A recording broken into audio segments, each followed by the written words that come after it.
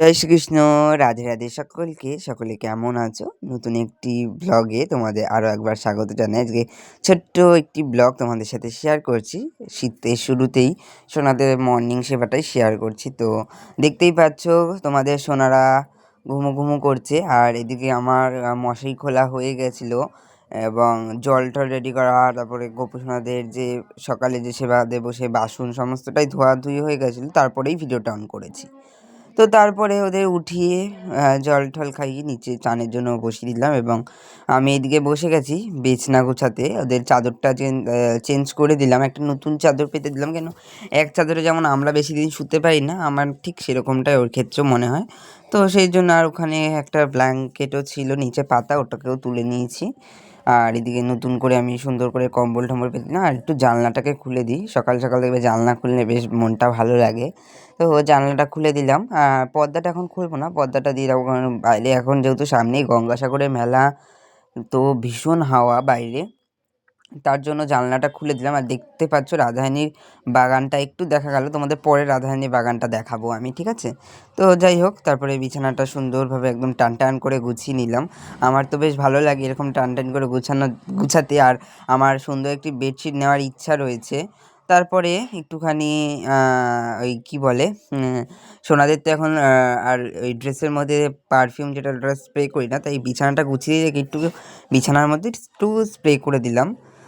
তো তারপরে এটা আটকাচ্ছিলাম, তো তারপরে একটু ভালো করে একটু হাত দিয়ে ইসে করে দিলাম, আর ততক্ষণ চান করাতে করাতে এটা শুকিয়ে যাবে।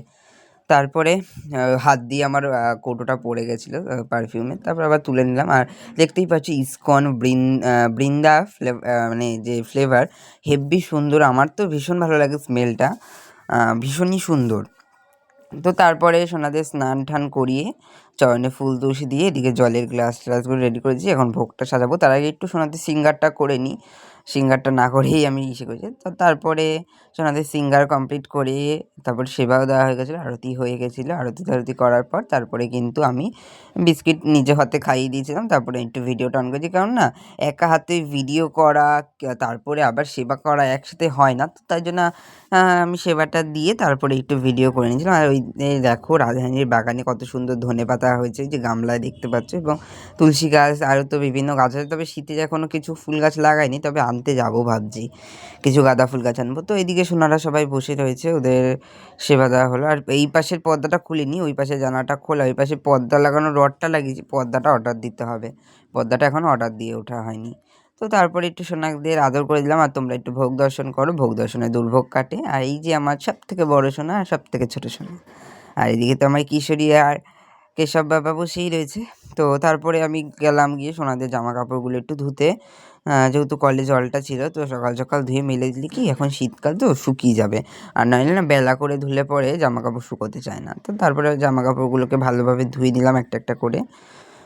তারপরে আমার পুজো দেওয়াটাও হয়ে গেছিলো, আমি দেখাতে পারিনি।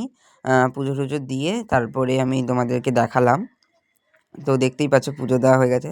আর এবার একটু ক্লিপ কটা নিয়ে গিয়ে ছাদে জামা কাপড়টা মেলে দিয়ে আসি। ভেবেছিলাম যে ছাদে ভিডিও করব, আর ভিডিও করে ওঠা হয়নি। তো এদিকে দেখো বাসন টাসন পুজো দেওয়া হয়ে গেছে, সমস্ত কিছু আবার দুপুরের জন্য ধুয়ে ঠুয়ে রেখে দিয়েছি। আর এই পর্দাটা এবার একটু খুলে দিয়ে, কারণ অনেকটাই বেলা হয়ে গেছে পুজো দিয়ে উঠতে সব কিছু করে উঠতে। তো আজকে ভিডিওটা বেশি বড় করিনি, এখানেই শেষ করলাম। সকলে ভালো থেকো, সুস্থ থেকো, রাধে রাধে।